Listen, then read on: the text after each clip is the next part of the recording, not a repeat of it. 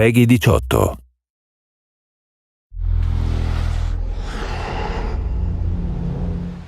Hi, my name is Ashraf Ismail, Game Director of Assassin's Creed 4 Black Flag, and I'm very proud to be showing off the Caribbean open world. Here, we're going to start with Edward. After completing a few missions, he's met up with the assassins, but he's not yet bought into the creed, so he still has this selfish need for fame and fortune. Edward is one of the most unique characters we've created for the Assassin's Creed universe. He is a man who is still trying to figure out who he is in life and what he wants to get out of it. At this point in the story, he still wants that fame, so one way to get it is to complete these assassination contracts. This is a way to make money and to gain a bit of notoriety. So here we go. We have 2 targets to take out, 2 Templar brothers. So we're going to accept the contract, and the world map is going to show us where this contract takes place. So we see here that the contract is actually very close to us.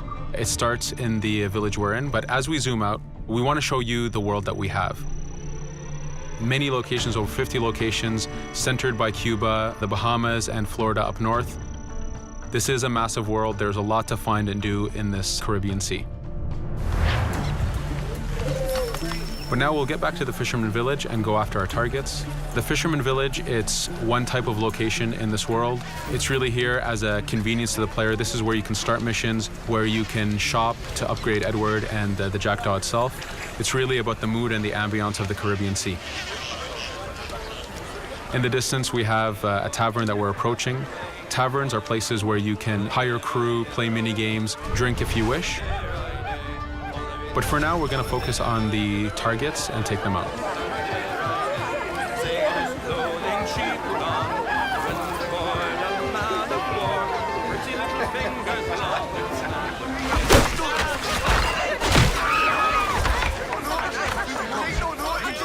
Now that we've taken out one brother, the other one's going to bolt. Just like classic ACs, we can chase him down and take him out that way, but there's many ways to complete this contract. We can use the new free aim system to shoot him this way, to eliminate him that way. We can jump onto the ship and take him out with his crew, but instead we're going to let him escape into the sea and follow him with the Jackdaw. This is your ship. This is the second main character of the game. You're going to have to customize and upgrade the ship as you go on this journey with Edward.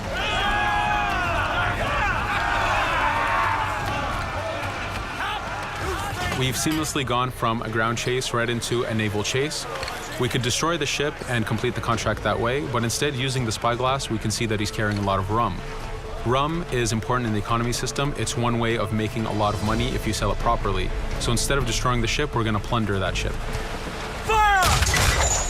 Here you can see the upgrades that we've made into the naval combat. Using the front cannons, you can shoot chain shots to slow down the ship. Using the new round shot mechanic of trajectory aiming, you can aim for the hull and do a lot of damage this way. This specific enemy is what we call a frigate. Frigates are the type of ships that you need to destroy as fast as you can, because the longer the fight lasts, the more damage they're capable of doing. We have other enemy types like the Charger or the Man of War. The Man of War is a massive ship capable of carrying over 100 cannons. These are ships that you really need to upgrade to be able to face. But now that this frigate has been demasted, we can start the boarding. Boarding, it's very important. You are a pirate. This is how you gain cargo. This is how you take on ships. So here we can start the boarding from any orientation or angle we wish.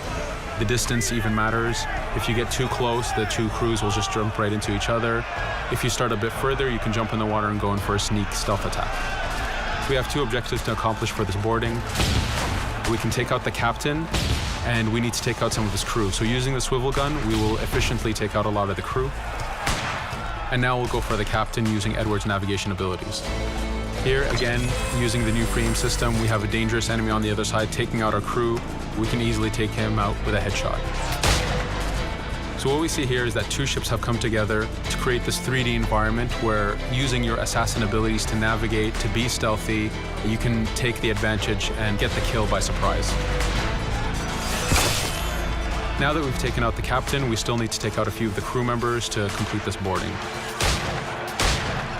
Now that we've plundered the ship, we're going to gain that rum that we saw earlier, but we're also going to gain ammo and crew members and some gold. With every boarding, there's 3 options that you can do with that ship. You can gain crew members, you can send the ship to your fleet if you wish, or you can salvage a ship to repair the jackdaw if you took too much damage in the fight. In this case, since we did well, we're going to send the ship to our fleet. Now that we're back in the Caribbean Sea, we needed to make sure that every minute something is being advertised to the player, something new for the player to do. In this case, we have this uncharted location. These are what we call playas. We have over 75 of these in the Caribbean world. Every playa has something very important for the player to find, something that will help in upgrading Edward or the jackdaw. So it's in your advantage to explore these locations.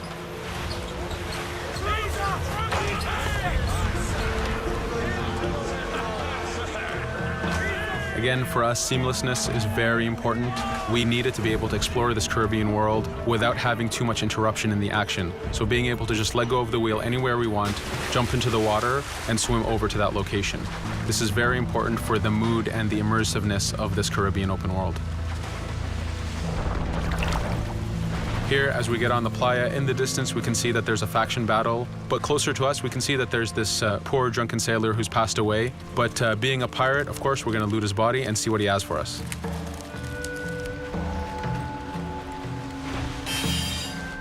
So we found a treasure map. This treasure map is asking us to go to an island called Misteriosa. Every time you find one of these, you know that you're going to find a treasure that is linked to the progression of the jackdaw or Edward, so they are very valuable. Here we're going to take a look at that faction battle. We have a British ship facing off against a Spanish ship. We could jump in and take advantage of this opportunity, allowing each ship to weaken the other and for us to plunder both. But now we're going to make our way back to the jackdaw. Again, this is the second main character of the game. There's a lot of customization and a lot of upgrading to do on the jackdaw. You can upgrade all the weapons to fit the playstyle you wish. Now, as we get onto the jackdaw, we can see that the crew is cheering for us. Edward has a really close relationship with his first mate, Adewale, standing right there, and with his crew. And this is something that you'll see later in the demo, that we can lose and gain crew members. Again, using the spyglass, we can really see the contents of a ship, but you can also assess the danger and threat level of these ships. But for now, we're going to continue to Misteriosa to find that treasure. Here we've crossed into a harpooning zone. The harpooning system is connected to the hunting system, which is used for upgrading Edward himself. So you can upgrade the number of weapons he carries, the ammo that you can carry, and even his health.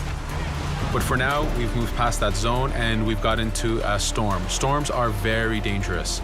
If you're not careful, if you don't know how to navigate a storm, you will take damage to your ship and you will lose crew members. In the distance, we can see a water spout. This is a tornado in the ocean. These are very dangerous. They can suck you in, and when they do, they tear the ship apart and take out your crew. Here we can see its effect on a ship. This poor ship got sucked in and got destroyed.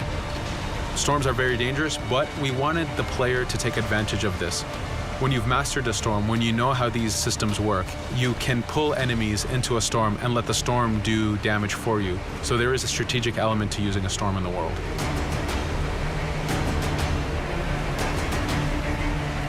Here we can see that the storm is dying down a bit, but there's still this torrential downpour. It was very important for us to get the real mood of and atmosphere of the Caribbean in the weather cycles and in the daytime cycles.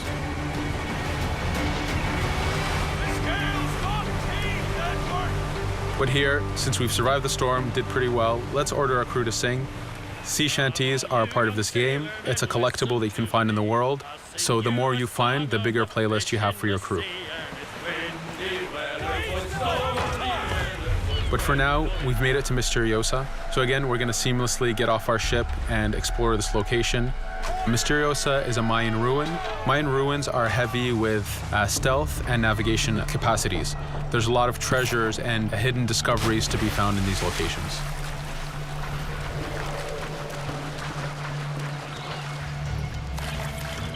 If we recall the treasure map, the treasure is hidden behind a temple. So just by quickly looking around, we can see that temple looks about right. So that's our objective. We'll head there. As we go this way, we can see there's a lot of guards on the beach. We could go in and fight them if we wish to, but to show off that this is a mini open world, we're going to try to find a different route to get to our objective. Here, we've seen a guard. We don't want to alert him, and we don't want to alert the guards on the beach, so we're going to use our stealth ability to take him out silently. No te muevas.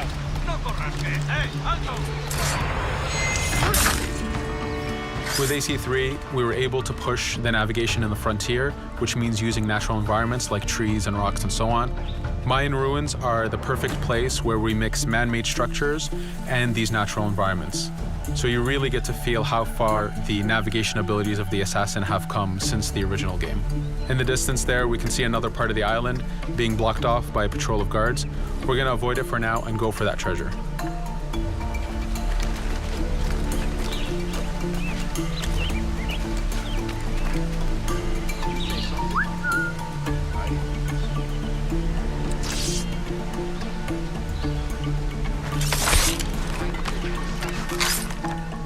It's important for us to be able to give the players new tools, specifically for stealth. In this case, we have the blowpipe. Using the berserk darts, you make your enemies go crazy. Effectively, this means that they'll attack anything and everything in sight, including their own friends, animals, or Edward if he was in the way. So you do have to be careful with how you use it. But now that we've caused a distraction, if we happen to fall down there, at least there's already a bit of damage done for us. But using our navigation skills, we're able to get past that area without any trouble. There in the distance, you can see the jackdaw placed exactly where you left it when you got onto this location. It's really important for us to show the beauty of this Caribbean world. The Caribbean has some amazing vistas, and we pushed ourselves to replicate this in the game.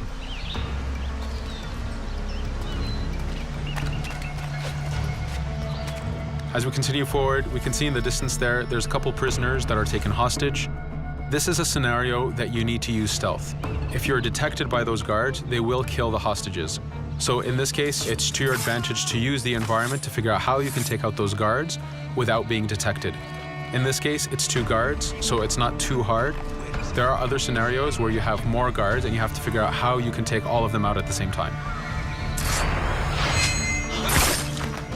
Now that we've freed these prisoners, they are more than happy to join our crew. This is just one way of gaining crew members. As mentioned earlier, there's the taverns. There's actually many different setups of gaining crew.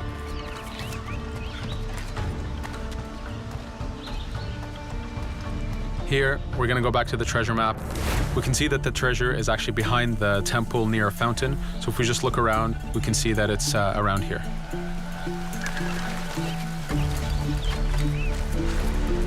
Now that we've found the treasure, what we've actually found is a blueprint.